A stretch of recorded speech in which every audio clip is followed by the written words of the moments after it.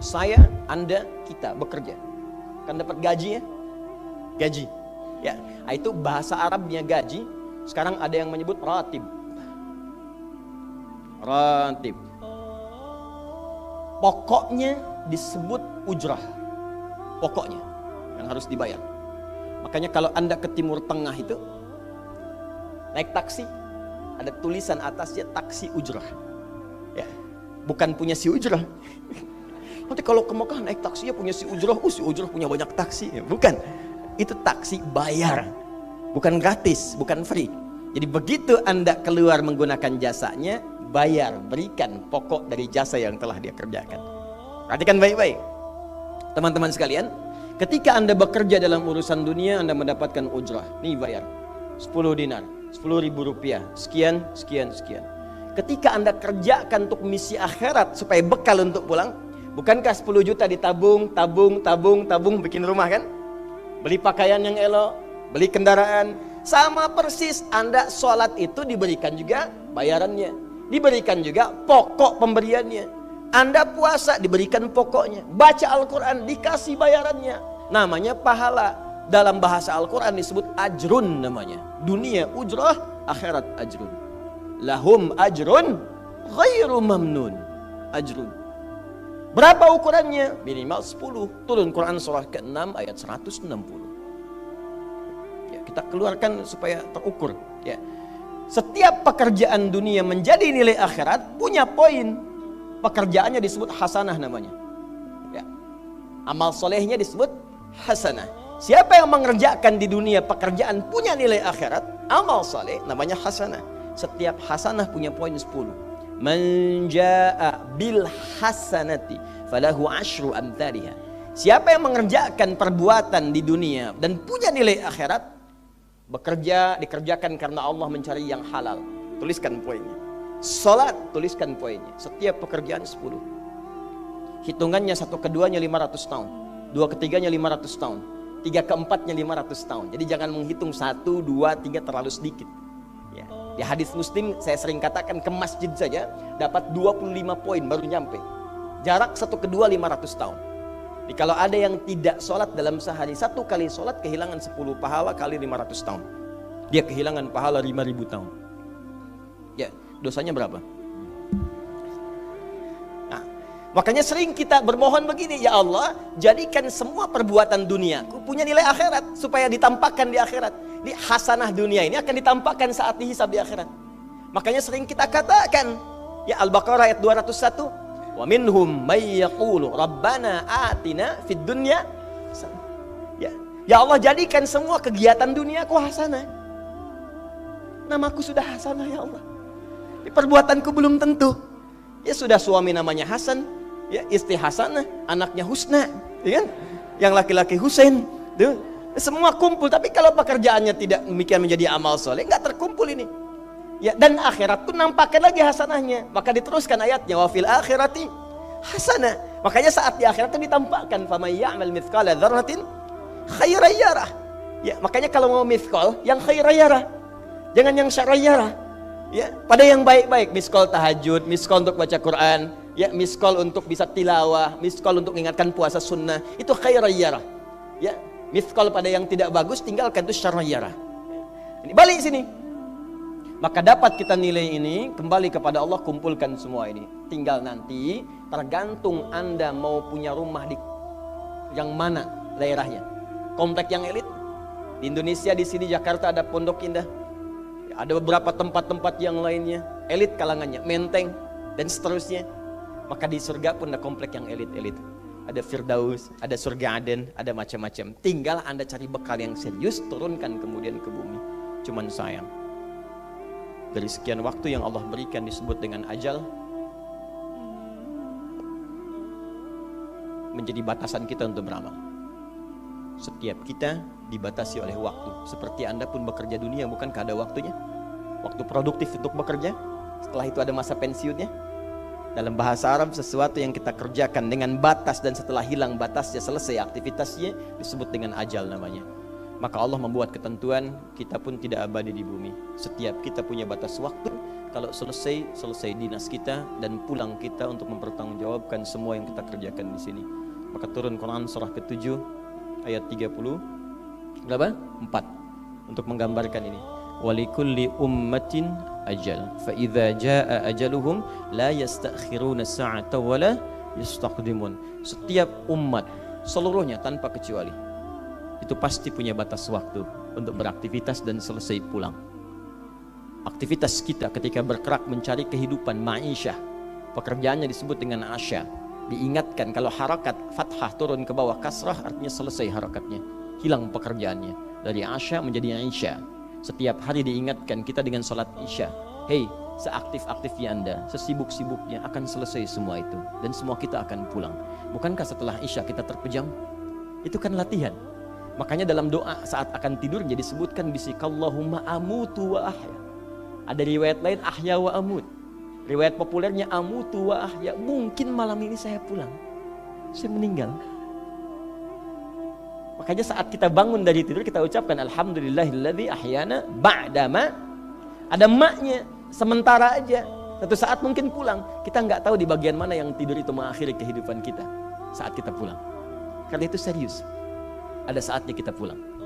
Nah teman-teman, ternyata sudah tahu akan pulang pun masih ada yang tidak memanfaatkan waktu dengan baik. Tanyakan pada setiap manusia ya, dari detik ini. Dimulai dengan diri kita, kita manusia kan? Tanyakan pada diri kita, Anda wafat tidak? Anda pulang tidak? Anda meninggal tidak? Kalau sadar pulang, maka cari bekal yang baik. Berarti Allah benar kan? Kata Allah setiap kita akan wafat. Kullu nafsin dha'iqatul maut. Setiap yang punya jiwa meninggal. Bahkan dikasih informasi jelas kok. Yang bawa maut disebutkan namanya malakul maut. Quran surah 32 ayat ke-11. Qul yatawaffakum malakul mautil ladzi wukkila bikum. Disebutkan.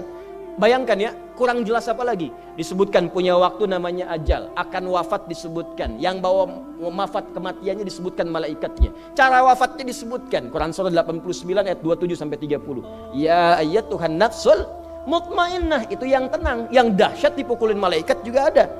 Ya, Quran surah 8 ayat 50 itu ada sambil dipukulin malaikat. Ya.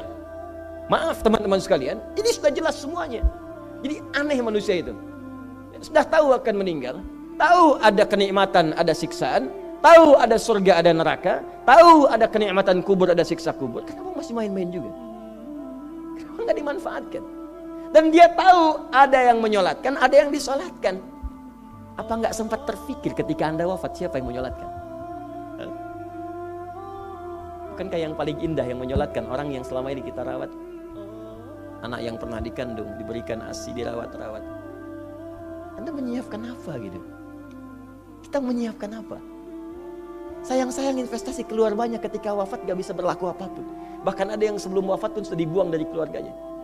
Waliyadzubillah. Nah, sekarang dari sekian kegiatan aktivitas kita, berapa yang sudah punya nilai di mata Allah menjadi amal saleh? Sekarang kita ukur. Ya, sekarang kita ukur. Pelan-pelan sebentar ya. Ini rata-rata usia berapa tahun? Oh baik, 40 tahun ke atas ya. Ya. Walaupun atasnya mungkin agak banyak, atas gitu ya, bagian. Nggak apa-apa.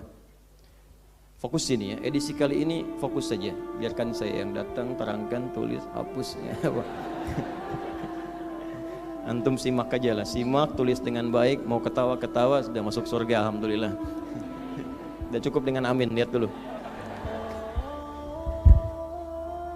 Ini saya sering sampaikan, ini kita kasih batas standar di Al-Quran aja lah, 40 tahun misalnya. Ya, standar keseriusan beraktivitas.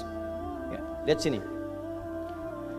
Konon dalam sebuah penelitian sederhana, manusia itu kalau dihitung-hitung aktivitasnya setengah dari usianya, itu umumnya walau tidak semuanya teralokasikan untuk tidur, beristirahat, tidur.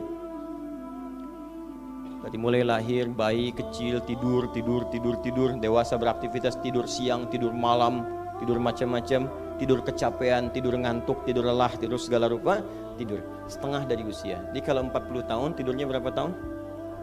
20 tahun. Baik. Sisanya beraktivitas ya. Nah, itu berapa tahun? 20 tahun. Jadi di sini kalau kita hitung, ya kalau beriman, alhamdulillah kita sholatnya, puasanya, baca Qurannya, tapi juga kerjanya, tertawanya, candanya, macam-macamnya 20 tahun. Dari 20 tahun ini, berapa yang jadi aktivitas ibadah? Yang jadi ibadah berapa? Ya, jangan terlalu pesimis ya, ambil 10 tahun misalnya. 10 tahun ibadah. Nah, jadi di sini adalah sholatnya, baca Qurannya, puasanya dan sebagainya, sedekahnya, infaknya. Apakah semua ibadah itu langsung diterima? Belum tentu. Syaratnya ikhlas. Wa ma umiru illa liya'budullaha mukhlishina lahuddin. Quran surah 98 ayat 5. Pertanyaannya, dari ibadah yang kurang lebih 10 tahun ini, berapa tahun yang ikhlas? Ya, ambillah tengah-tengahnya 5 misalnya kan? 5 tahun. Ini yang ikhlas, insya Allah. Yang ikhlas kurang lebih 5 tahun. Jadi usia 40 tahun ini, yang produktif amalan yang kurang lebih harapan kita diterima oleh Allah insya Allah 5 tahun. Dosanya berapa tahun?